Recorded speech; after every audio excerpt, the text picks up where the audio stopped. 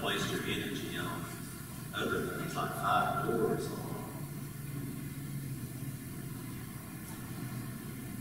That's a problem.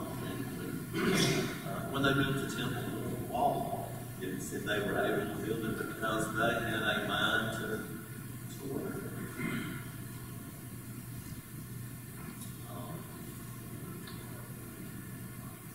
I remember when we were, I guess, in junior high school, one of the guys picked up the ball, broke for a layup, and he broke the ball white. One of our other guys blocked the shot. Somebody stopped and scored for the other team. The point being, if you score 20 points for the other team and 2 for your team, and they just score 3, you still better.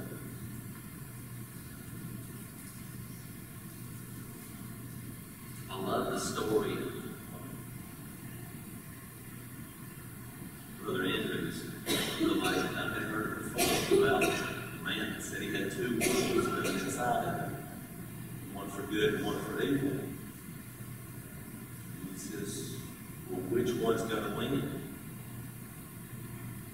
The one you feed the most. The one you devote the most energy to. The Bible says no man can serve 2 masters. So if we serve the devil more than we serve God, and then ask God, why did I turn out like that? The wrong wolf, didn't we?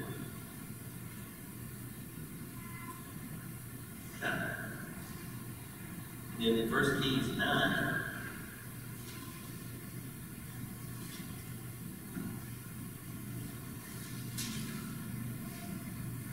it says, and it came to pass in verse 10, at the end of 20 years, Solomon had built 2 houses, the house of the Lord and the king's house.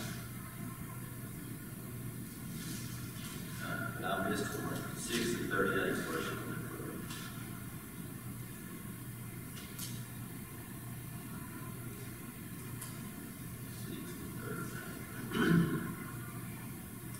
And in the 11th year, in the month of Bull, the 8th month, the house finished throughout all the parts thereof, according to all the fashion of it. So it was 7 years in the building of it. Now, what is that talking about? That's talking about the house of the Lord. And it said he built his own house. Verse 9 and 10.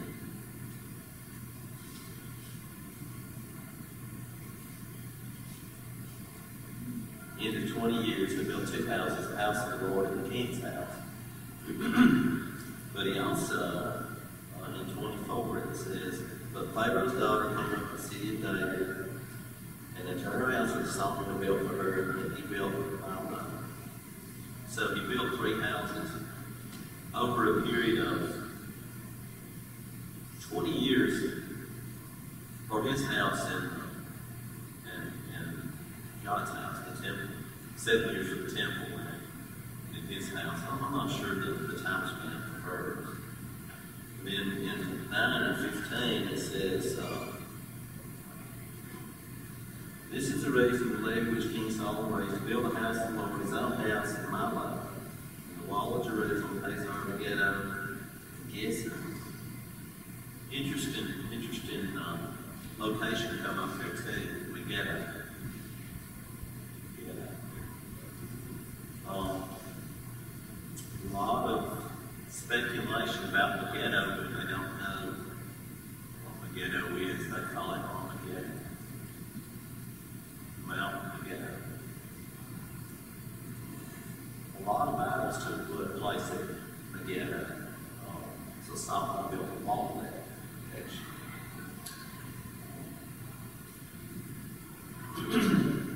It's talked about figuratively in Revelation,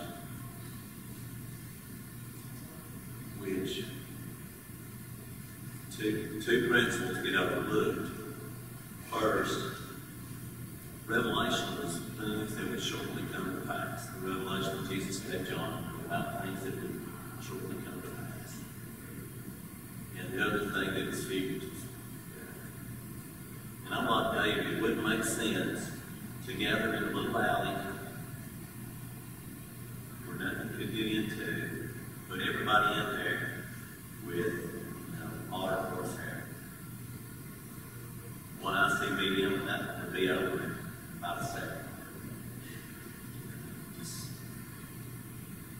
But people want to believe something so bad that I guess it's, if you don't want to believe the truth, God will let you believe. He'll give us dark delusions. If they don't want to believe the truth, they'll believe something else. Solomon built all these things with the levy, with taxes. Is that okay? I think to an extent, I think that some of it has pleased God, especially with his son and his putting more burden on the people. It'd be an interesting study what God thinks about taxes. The Bible supports it. Jesus went and got a coin from a fish's mouth, paid those taxes.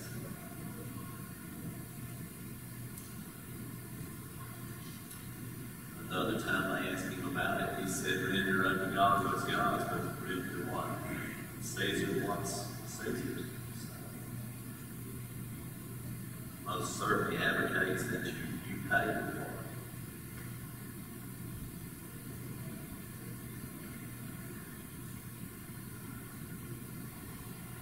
We went to Will Rogers, where he's buried a couple of weeks ago. There's a Will Rogers quote about, he didn't mind the taxes, he minded how money was spent.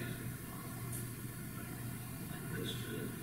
Solomon built some wonderful things. David was not allowed to build the temple back, something that he wanted to do. God wouldn't allow him. I speculate because of some of the things he'd done, but Solomon had a lot of things to do. It was just a bit interesting debate. It's interesting to me that the son that he had with Bathsheba, the second son, Bathsheba, the first one died, was the great king and was wise and got to build a temple now. Okay. We'll start talking about it. We won't have time to explain 1 Kings 11.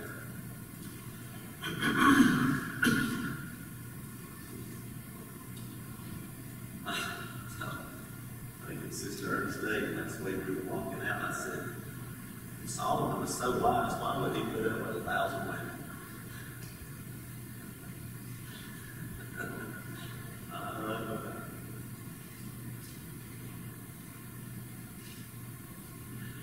I think women are like men, they're good at the bad.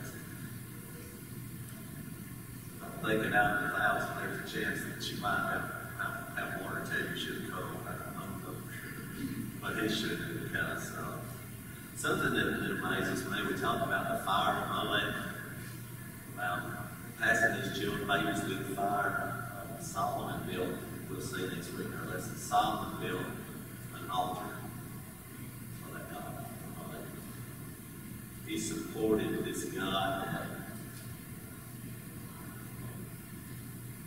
was worshipped by other things.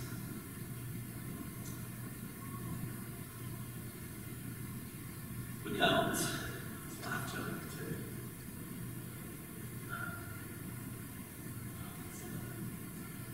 Big point there about those people who can influence you. There's a verse in Corinthians, one of the Corinthians, I think it is. It's, be ye not unequally yoked together with unbelievers.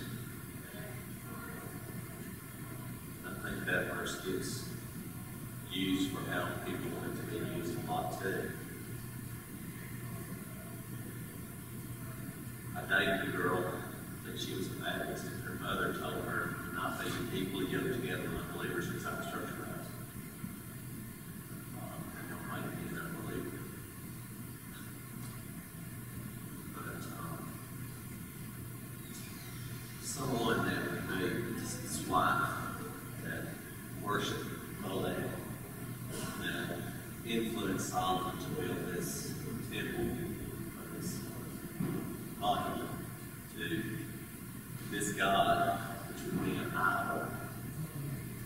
which is the greatest commandment. It's the first commandment anyway. You might say that it's two commandments. First, in both senses. But she had an influence on him. And I think, in other words, he built more than one altar to these gods. But the first, but King Solomon loved many strange women. Very strange. What could be stranger than he wants? Thought I might get a mic.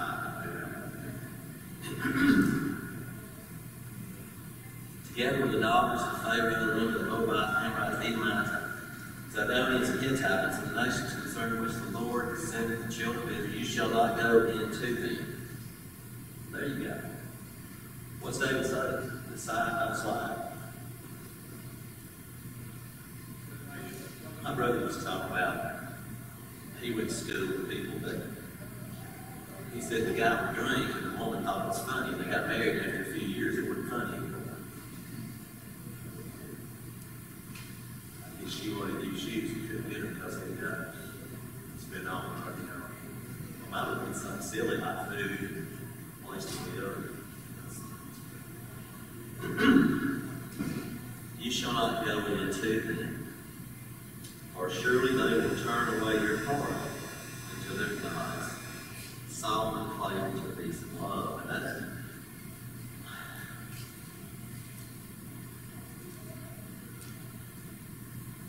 be ye not unequally yoked, or be ye not unequally yoked together with non-believers. I think that's what that verse means.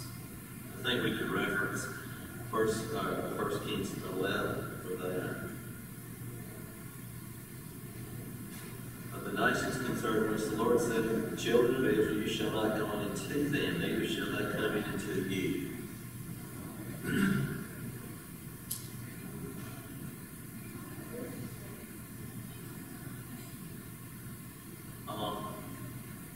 We sing a song that the gospel is for all, but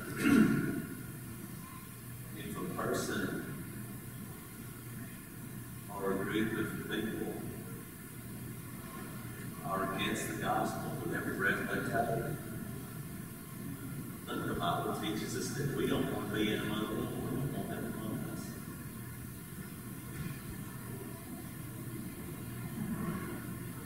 The Bible teaches us that every opportunity we have to teach them, see if we can help them find the truth. Isn't this what this is saying?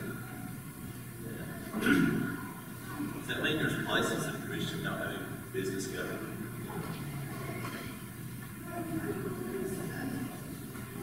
I guess that means that there's things that Christians don't have any business left in this house. We will begin there. Page 81 with this flame. Come on.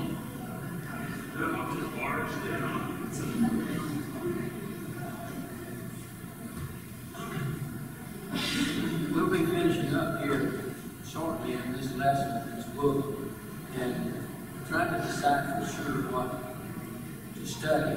Scott and I talked about it. It's not going to be good, probably.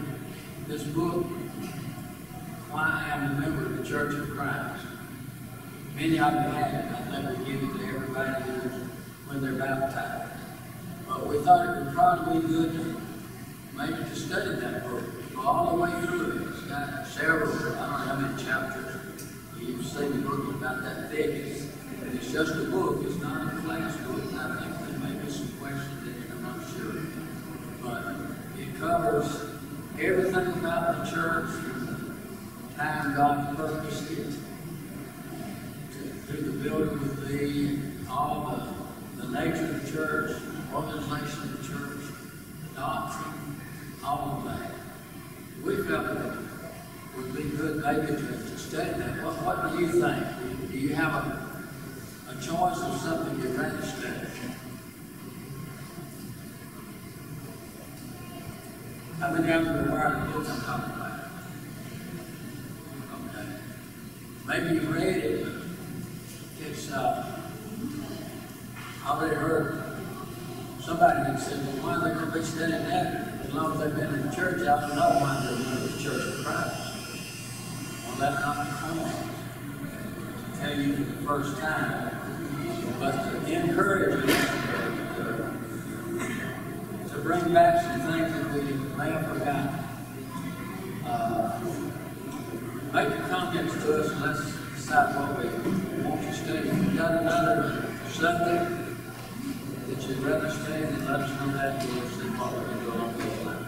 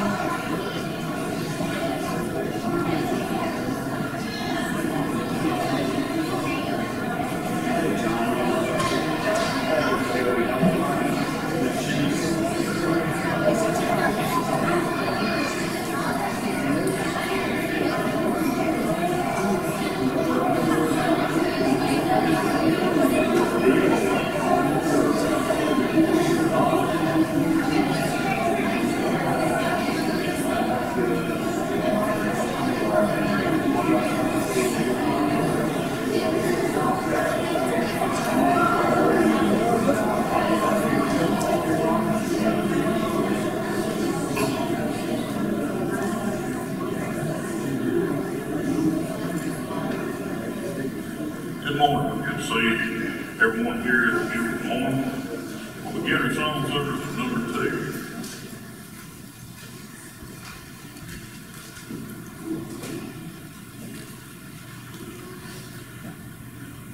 Listen.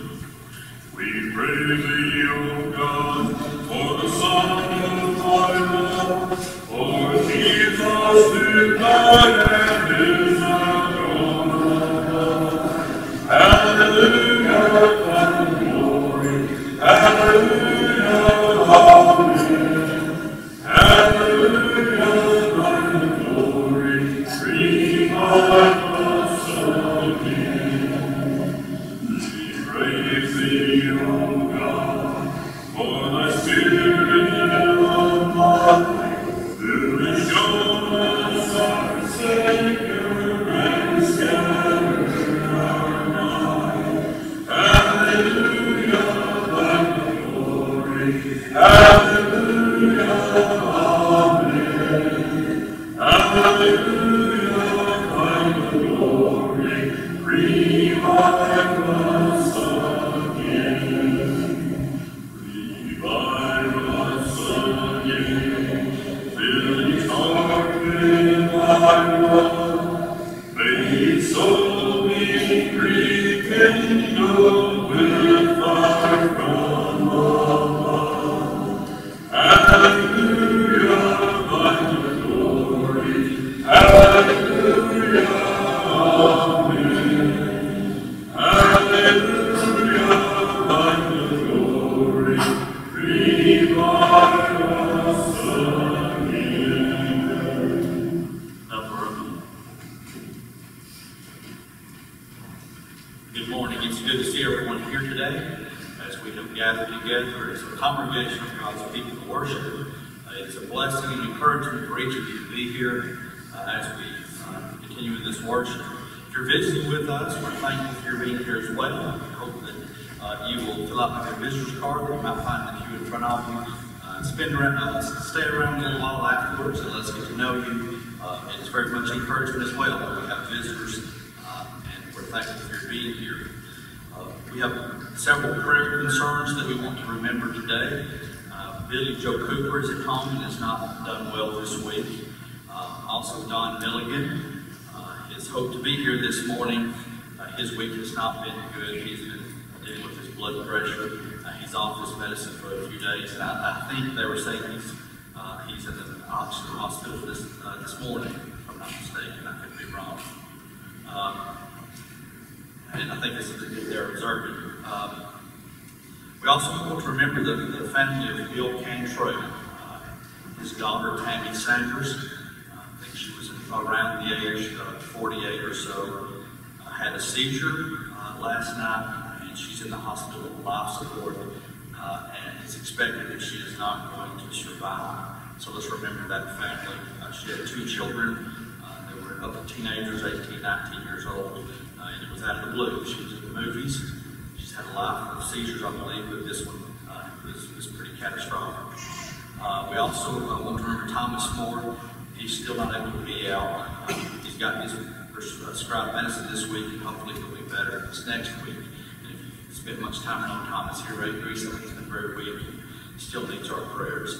And also, just Jennifer Beard, let's continue to remember Jennifer. She was not feeling well this morning. We also want to extend sympathy to the Glass family and Sister Ruby Glass, the passing of our brother Eugene Glass. His funeral was yesterday at New Hope, and so we do extend our sympathy to them. So now I think I have another from the Glass family for a whole lot of thoughtfulness. Thank you all so much for the cards and calls and visits and good food during Daddy's illness and for the support at his service yesterday. We love spending time with the church friends and spoke to you all. You're a blessing to our family. Thank you. God bless the Glass family. So we're very grateful for that family. We're grateful for Eugene, and we're grateful for the example that he had set with his family. For our general announcements, we want to thank Josh Love for hosting our men's Bible class on Thursday night, and for the food and fellowship in our study. Since it was great, and so we're going to have another one in September, so keep your ears and eyes open for that. We're going to hope that all can be there, for all the men can be there for that. There's a sign-up sheet for the teachers in the foyer, so please pay attention to that and sign up for those. And also, we've had someone who's made a generous donation to our school-age kid for supplies, school supplies. And, we're thankful for the giving heart of our congregation, for all those who support our youth and support each other. It's a very godly thing for us to care for one another, and we're thankful for that. So now we'll turn the service back over to Tim as we begin our worship.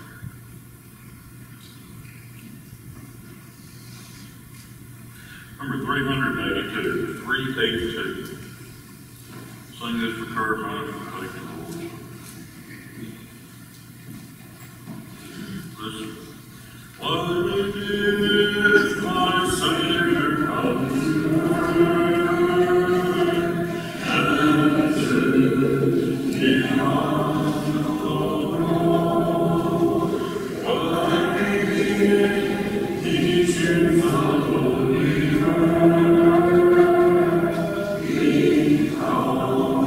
He loved me so. He loved me so. He loved me so. He gave his precious life for me, for me. He loved me so. What did he bring out ever come?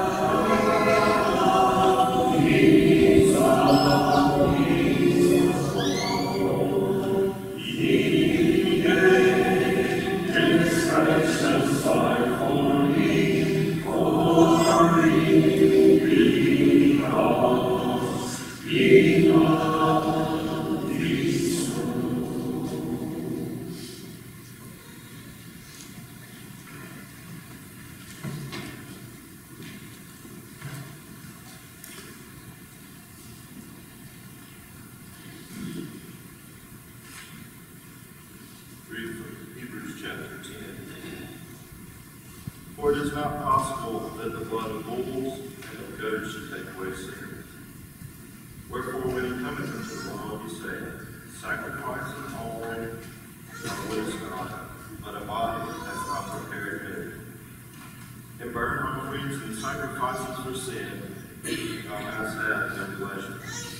Then said I, Lo, I come, and the volume of the book is written to do thy will, God. Above, when he said, Sacrifice and offering and burnt offerings and offerings for sin, thou wouldest not come, neither hast pleasure therein which are offered by law. Then said he, Lo, I come to do thy will, God. He taketh away the first, that he may establish the second, by which will we are sanctified through the offering of the body of Jesus Christ, once and for all. Bulls and goats just weren't enough. God wanted his son, his only son, to come, to sacrifice himself, so that someday you and I can join God in heaven. Right now we're going to take the body, the blood that represents Christ's death.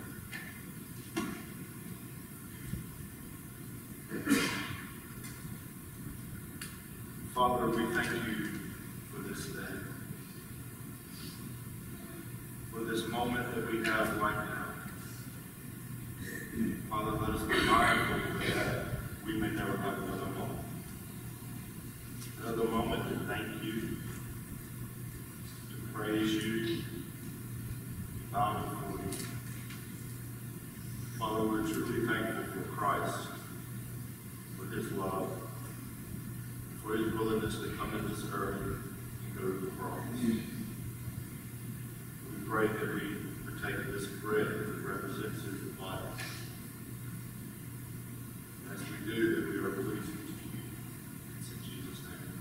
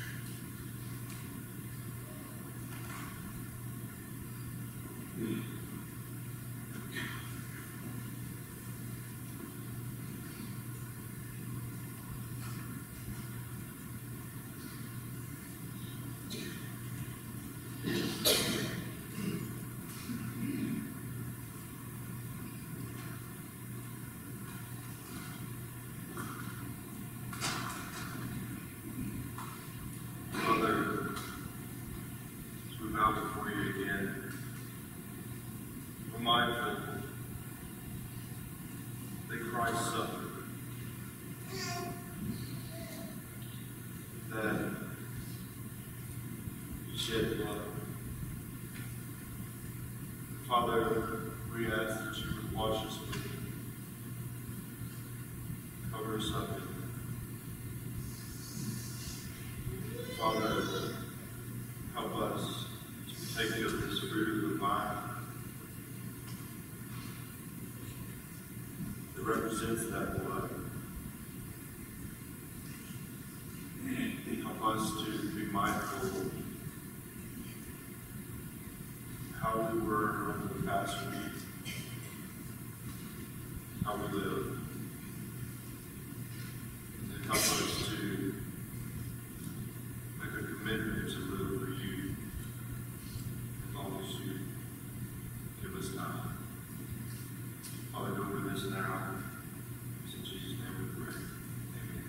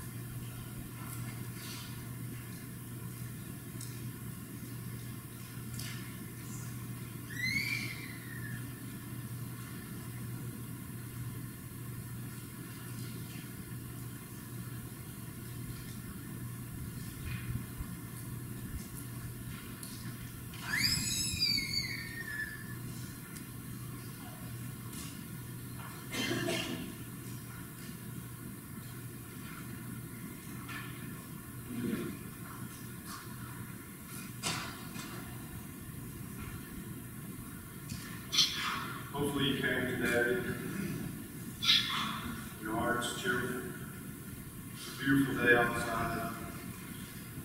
God has blessed us so richly. Back there, there's two baskets of tomatoes.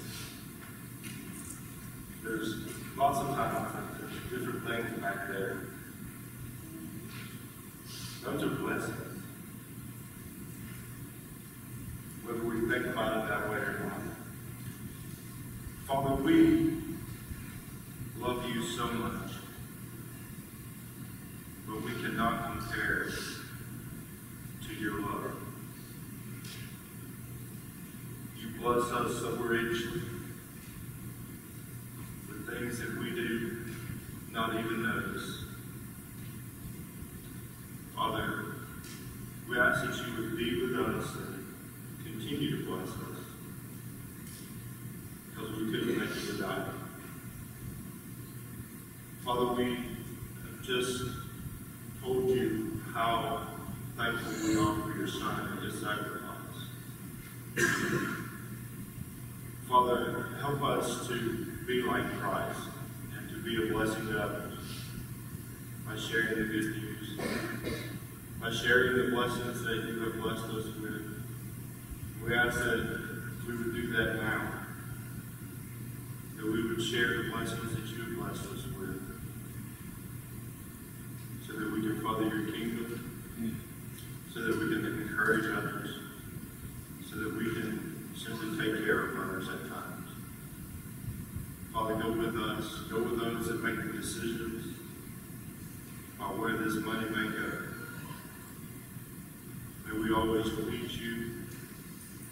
May we always serve you and serve others. In Jesus' name we pray.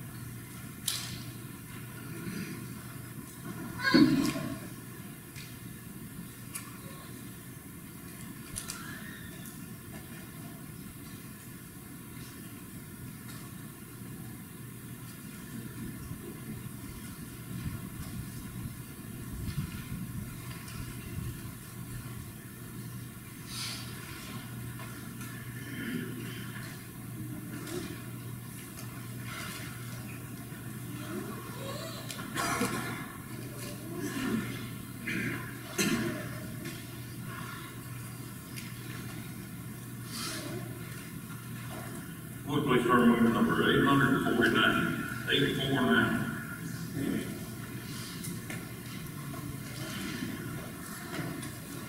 Sing a song for scripture reading over. Listen. 'Tis the blessed hour of prayer, when our hearts slowly bend, and we gather to Jesus, our Savior and friend. If we come to Him in faith, His protection to share, what not for the weary, oh, my sleep could be there. Blessed God of prayer, blessed God of prayer,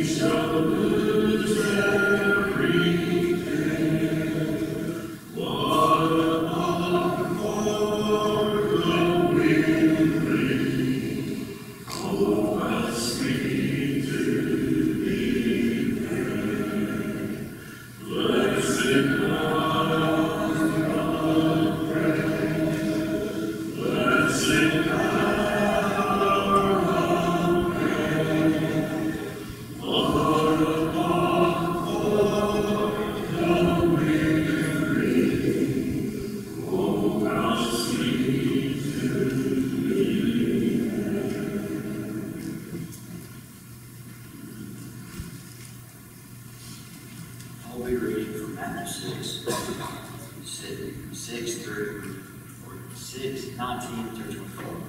Don't store up treasures here on earth, where moths eat them and rust destroys.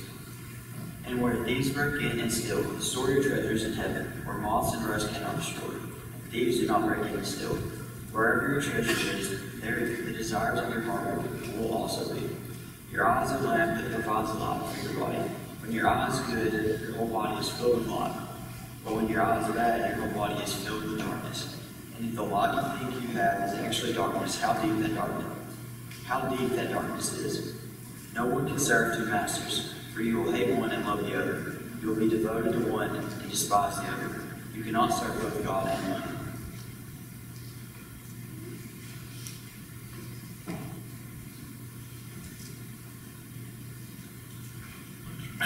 That was great. Our Father, who art in heaven, hallowed be thy great and thy good name. Father, we're thankful to you for this beautiful Lord's Day morning. We're thankful, Father, for the opportunity, the privilege that we have of coming together to worship you. Father, we're thankful to you for all the blessings of life that you give us each day. Father, help us to always be thankful for those things we receive and help us to be good stewards of the blessings that you give us. Father, we're thankful most of all for the gift of your Son, Jesus. We're thankful, Father, for the great love that you had for us in sending your Son to this earth and allowing him to offer his body and blood as a sacrifice for our sins. We're thankful for the great love that Jesus Christ had for us and his willingness to go to the cross and there offer his body and blood as a sacrifice for our sins. Father, we're so thankful for all the spiritual blessings in Christ Jesus that we enjoy because of the sacrifice that you made for us. That we can have the forgiveness of our sins and we can have the hope of eternal life when this life is over. Father in heaven, we're so thankful for those that risk their lives daily to keep us safe. We pray, Father, that you would be with our military personnel, be with our firefighters, our policemen, our EMTs. Pray, Father, that you will keep them safe as they execute their duties. Father, we pray at this time for those of our number that are sick. We pray, Father, it can be your will that they would be able to be restored back to their emotional health. However, your will will be done in all things, Father. Father, we also ask you to be with those that have recently lost loved ones. Pray especially be with the Glass family as they mourn the loss of our brother Eugene Glass.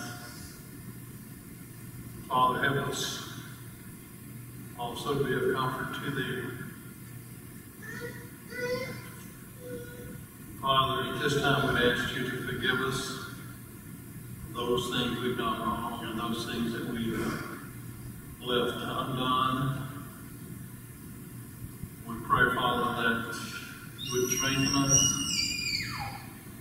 We pray, Father, that you would help us to grow in love toward our fellow man and toward you from day to day, and help us to grow in our faith. Father, help us to share the good news of Christ to those that we meet from day to day. Father, we ask you to be with us as we worship you this morning, and help us to put away from our minds anything that would hinder our worship to you, that we might truly build one another up in the most holy faith from our being here this morning. that you be with Brother David Powell as he brings the lesson to us this morning. We pray, Father, that you might speak as the oracles of God, and we might listen closely as your word is spoken, and take the lessons that we get from the lesson this morning and put those things into use in our lives. Father, we are thankful for our elders and our deacons.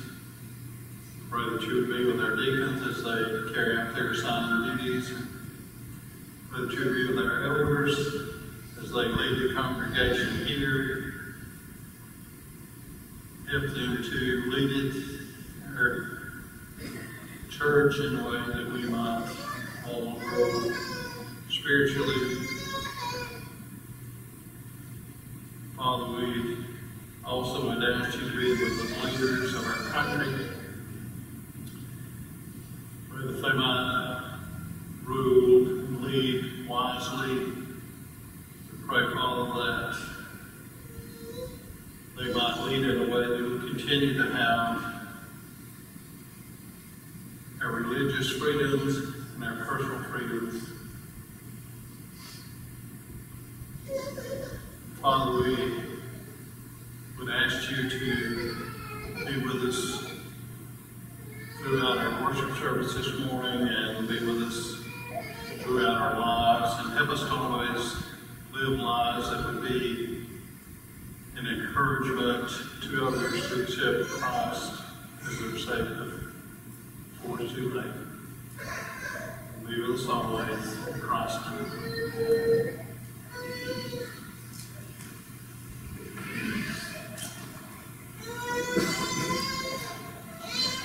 If you would, please please, Psalm book is 924. 924. Let clear Psalm's invitation, follow Brother David's lesson. Would please place the mark here, 924.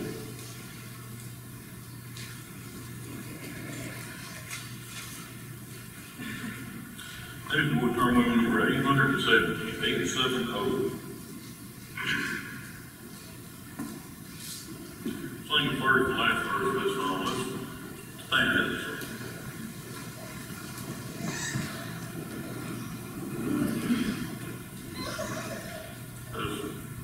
Beyond the sun, morning, losing and leaving, far beyond the losses, dark darkness, and far beyond the vanity, and the reeling, lies the summer land of bliss. Then beyond me, so fair and bright, then beyond me, there is no light, summer land, God is His light. Oh, happy summer land of bliss. Beyond this land of waiting, singing and sighing, far beyond the sorrows, dark and midnight, far beyond the pain and sickness and dying, lies the summer land of bliss. Land beyond me, so fair and bright, land beyond, where is no light, summer land, God is His light.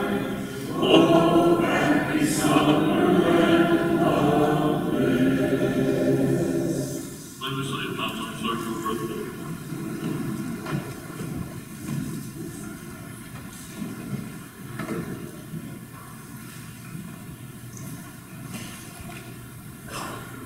The bulletin had already been printed when we learned the passing of Brother Glass, but the church has suffered a great loss.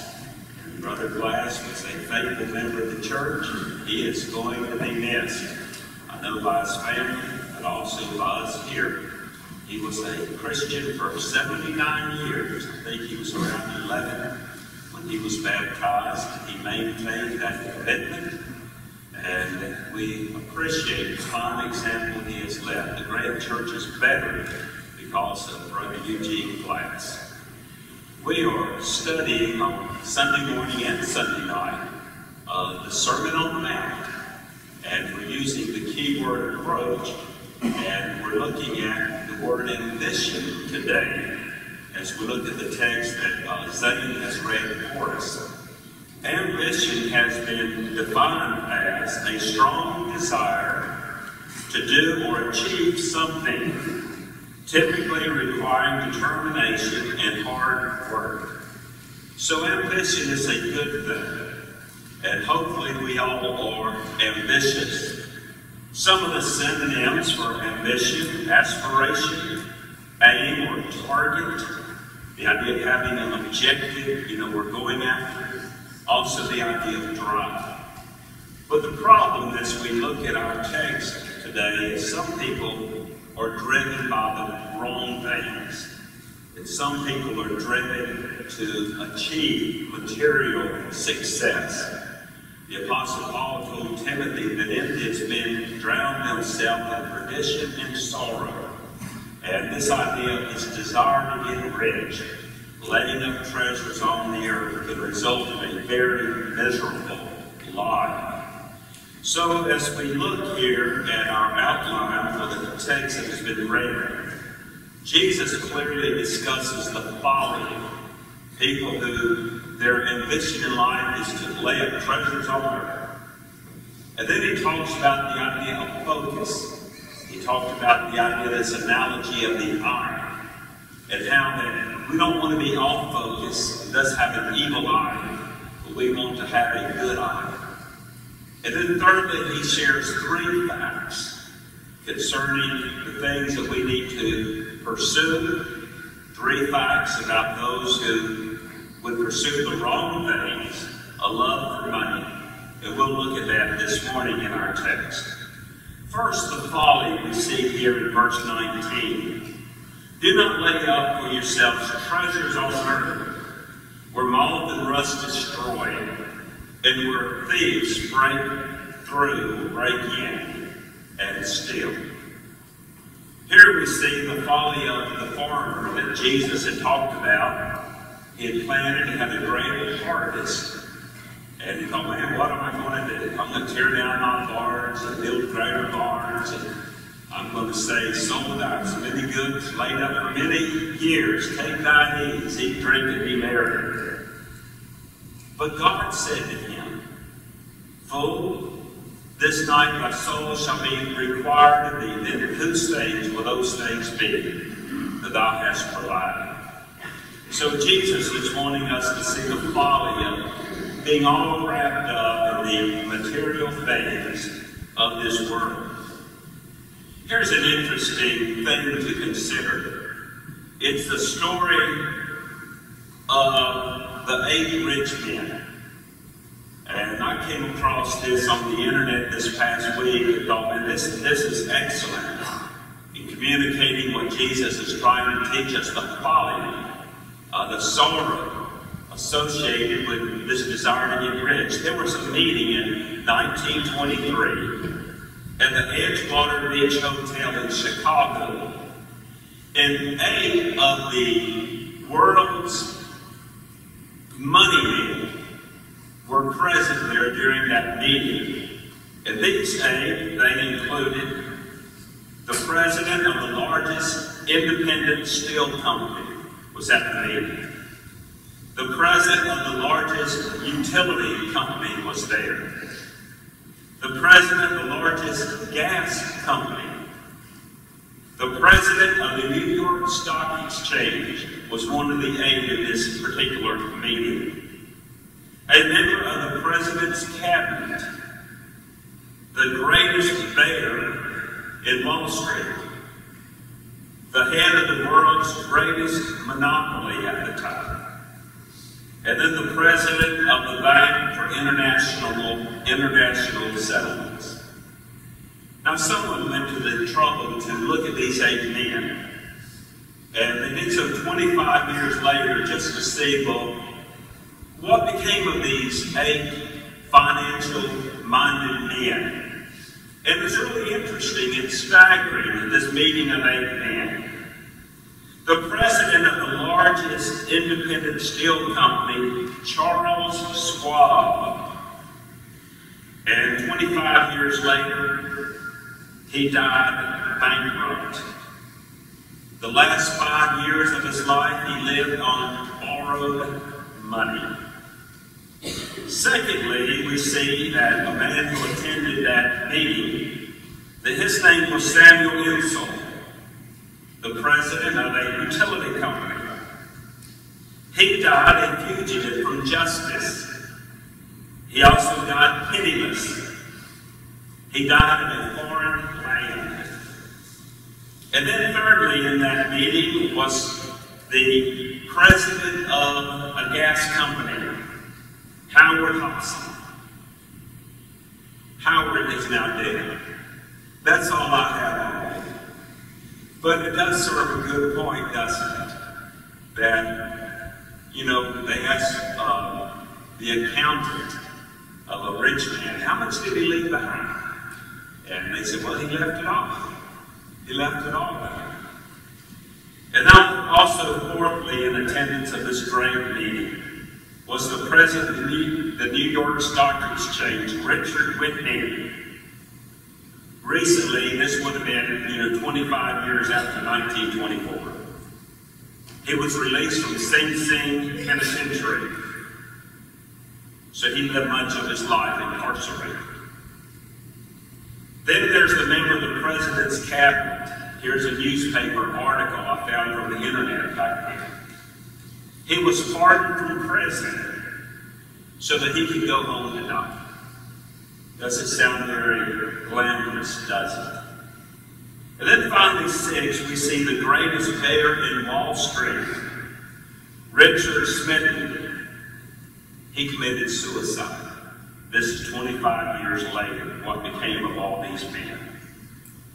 And then also we have the head of the greatest monopoly, Ivan Kramer.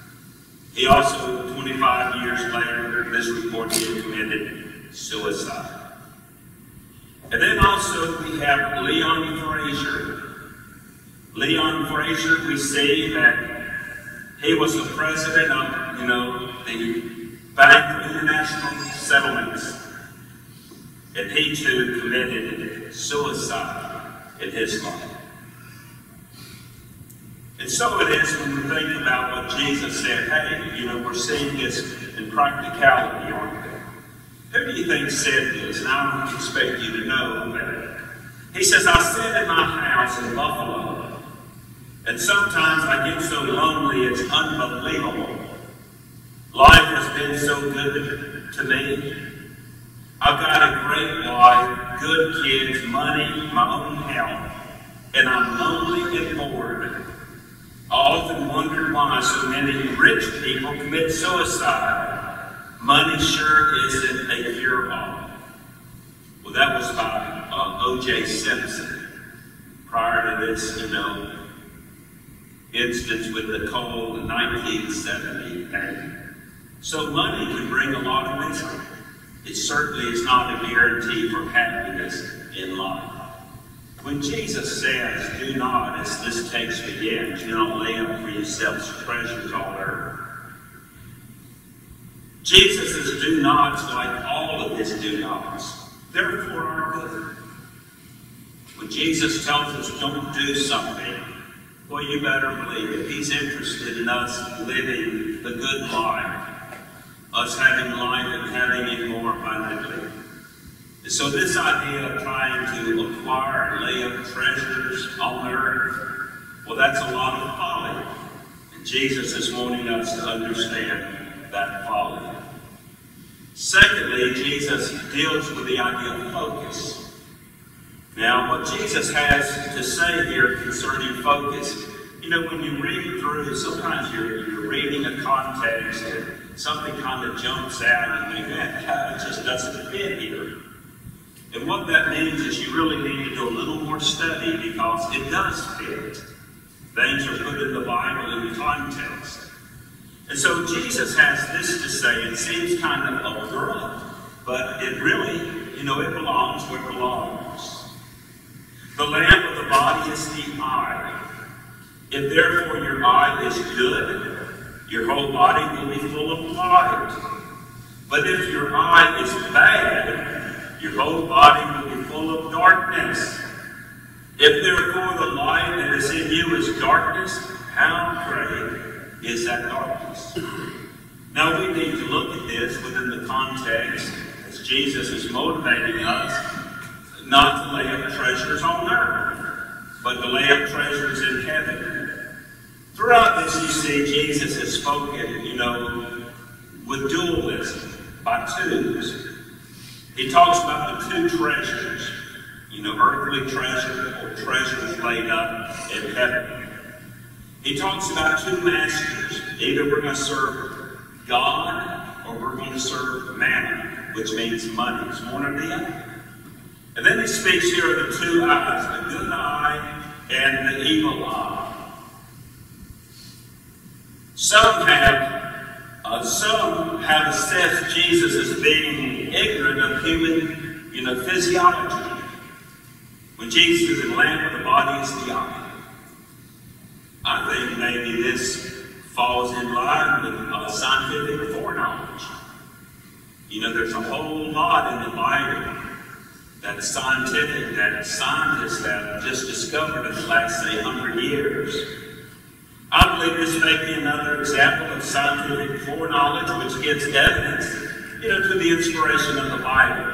Light does pass into the eye. Passes into the eye and the body in the sense that when light hits the nerve endings of the retina, it passes to the brain, allowing us to see. So all of this is very interesting that, kind of through the eye, light comes in, affects that of the nerve endings, and we see this image in our mind. It's just amazing. Jesus, however, is using a figure of speech here. The eye is representing the idea of the heart. Either we have a good heart or we have an evil heart. For instance, I'll give you several examples, but one example here, Proverbs 23, 6 and 7, refers to the evil eye and makes a comparison, the evil eye as being the heart. Eat thou not the bread of him that hath an evil eye, neither desire thou his dainty meats. For as he thinks in his heart, so is he. Eat and drink, saith he to thee, but his heart is not with him. So here we see the evil eye here is a reference to the idea of an evil heart. The terms being synonymous. So what Jesus is saying is, if our heart is all tied up in the material things of this life, then it's evil. Here's a quote I just wanted to read to you because I can't say it any better. By John R.W. Scott. The argument seems to go like this. Just as our eye affects our whole body, so our ambition, where we fix our eyes and heart, affects our whole life. Just as a seeing eye gives light to the body, so a noble and single-minded ambition to serve God and man adds meaning to life and throws light on everything we do. Again, just as blindness leads to darkness, so selfish ambition plunges us into moral darkness. It makes us intolerant, inhuman, ruthless, and deprives life of all ultimate significance. He goes on to say, it is all a question of vision. If we have physical vision, we can see what we are doing and where we are going. So too, if we have spiritual vision, if our spiritual perspective is correctly adjusted, then our life is filled with purpose and drive. But if our vision becomes clouded by false gods of materialism, and we lose our sense of values, then our whole life is in darkness, and we cannot see where we're going. An illustration I came across was a Jewish man, very wealthy, and he had gone to the rabbi, a miserable rich man. And that's not always the case. Nothing sinful to be a rich person. It's just that if that is our ambition in life, then we have it all wrong. But this very wealthy Jewish rich man went to his rabbi and explained to him how miserable he is.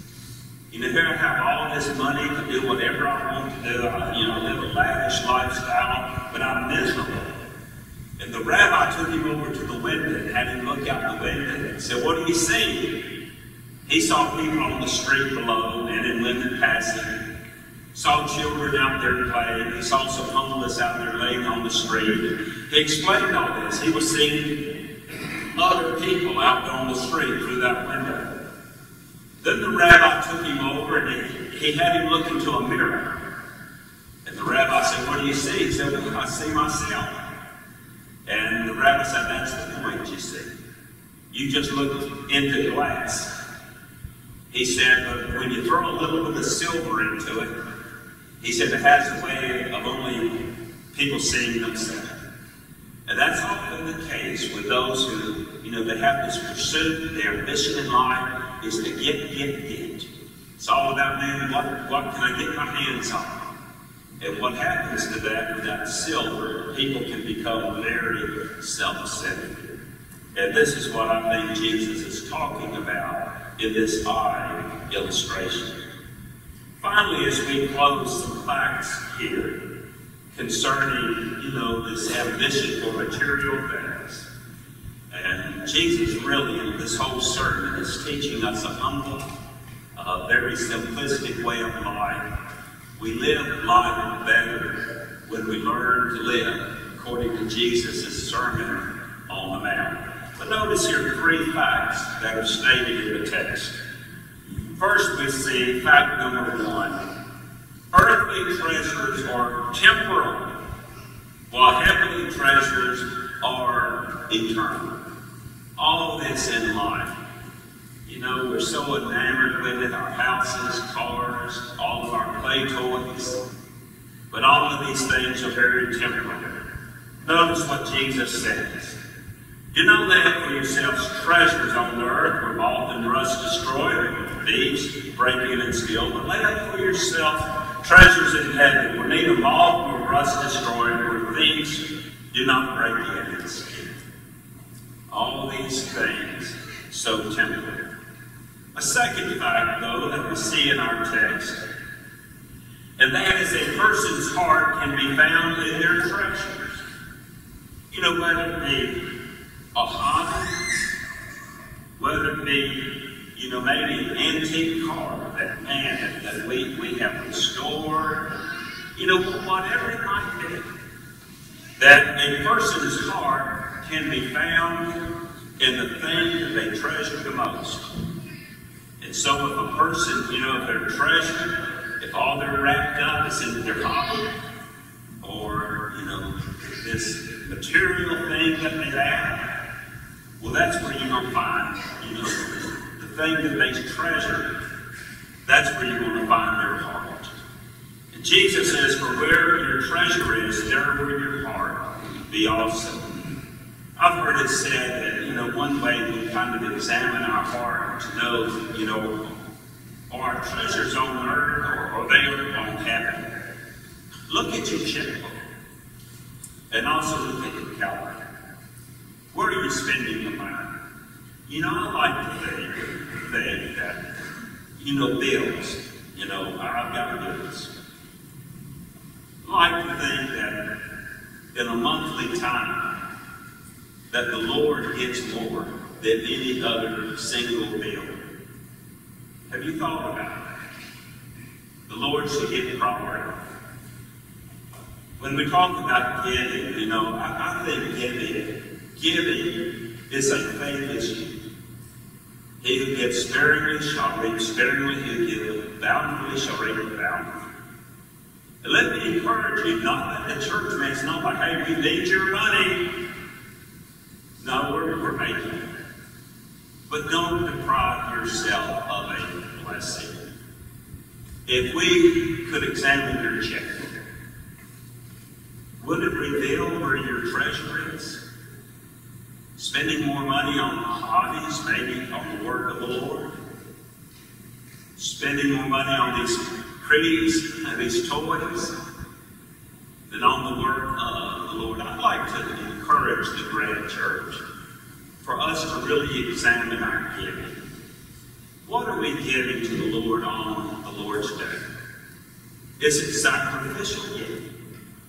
I think about David on that one occasion when, God had sent a plague, and David had gone out when the plague stopped. We had gone out to the threshing floor of Araunah to offer sacrifice to God because the plague had stopped. And David went out there, and Araunah came out and said, hey, what do you hear? Here comes the king, with all his caravan.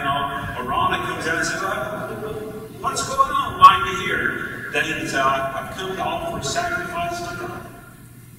And Araunah says, well, right here. Here's my threshing floor. And he said, here's some oxen here. He said, and can you take my yoke of oxen and use them for the blood? And David said, how can I offer unto God that which costs me nothing? Giving keeps us from becoming materialistic. And we are so very, very blessed.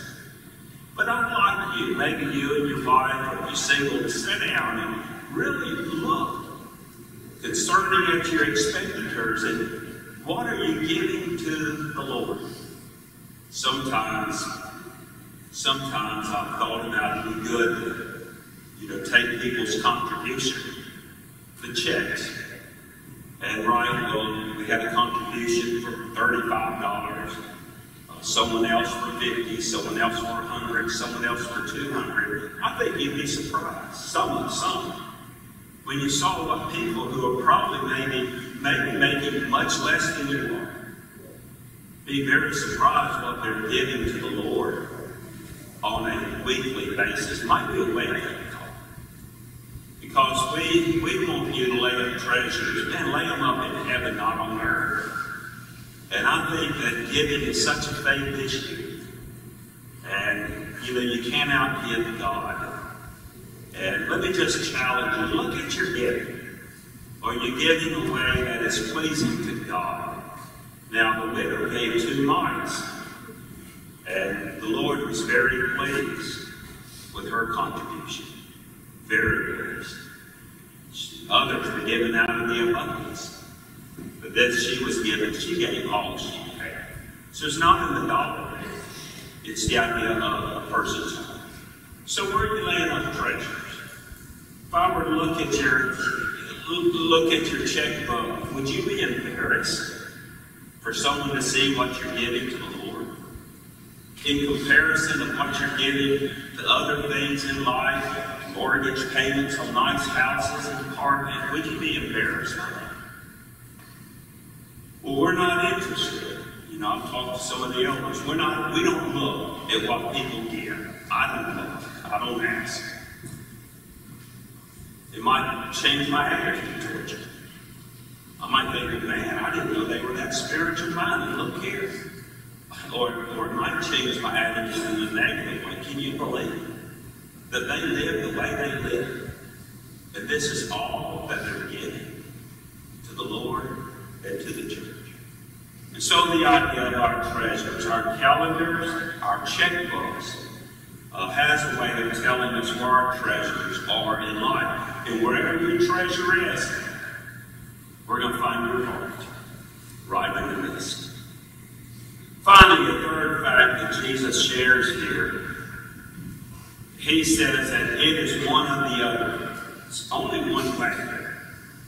No one can serve 2 masters. For either he will hate the one and love the other, or else he will be loyal to the one and despise the other. You cannot serve God and man. We're talking about the heart. And no heart is big enough to serve both money and God. It can only be one. Only one of these can have place in our heart. And Jesus is encouraging us for our treasures to be laid up for us in heaven. What drives you as we talk about ambition? What is the driving force in your life? Is it your portfolio? I don't know about you. You know, those of you invest in the stock market, seem like every month there's that loss, every month, you know. So, but is it your portfolio? Is this what really is mattering in your life? Is it faiths? Is it hobbies? Or is your chief ambition to use what God has given you, to use them to help you to be a greater service to God? And this is what we're talking about here, is the idea of being a great service to God and using whatever we have to the glory of God. When we live according to God's way, man, it is the best way. We just looked at those 8 rich men, and we saw the misery that their focus brought to their life.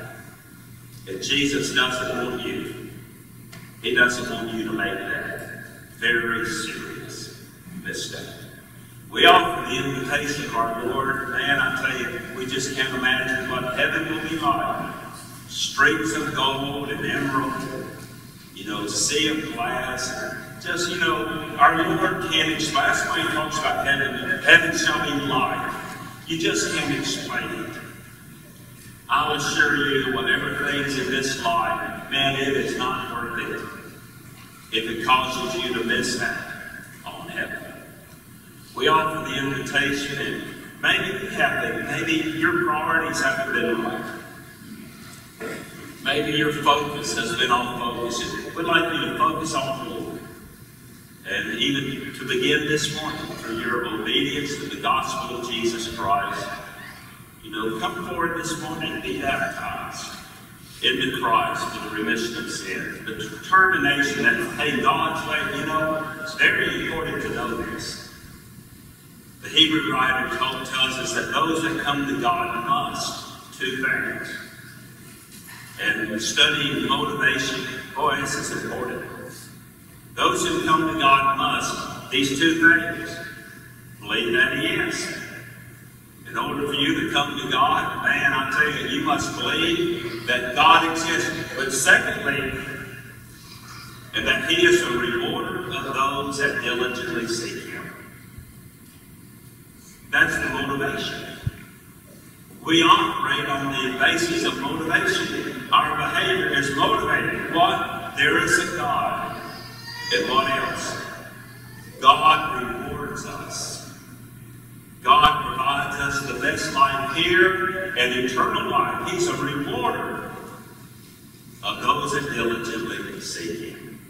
Maybe you believe the gospel, but you need to renew your commitment to Jesus Christ. Maybe you've got no focus. And maybe it's showing. And you need to make that thing right. And we'll hope you'll do so this morning. And we'll encourage your response as the gathering stand and sing.